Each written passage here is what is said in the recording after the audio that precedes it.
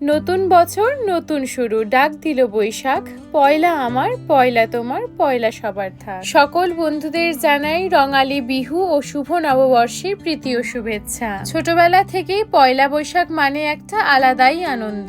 নতুন জামা পরা, ভালো মন্দ খাওয়া দাওয়া, মায়ের হাত ধরে হালখাতা করতে যাওয়া, কতই না স্মৃতি। যদিও ইন্ডিয়াতে থাকলে হয়তো খুব ভালোভাবেই সেলিব্রেট করতে পারতাম, তবে বিদেশে অফিস এবং বাড়ি মিলিয়ে সবটা করা সম্ভব হয়ে ওঠে না। আমার হাজবেন্ড যেহেতু আসামের আর আমি যেহেতু বেঙ্গলের মেয়ে, তাই ভাবলাম এই দুই রাজ্যের একটা করে স্পেশাল ডিশ বানিয়ে আজকের এই নববর্ষের দিনটাকে সেলিব্রেট করব।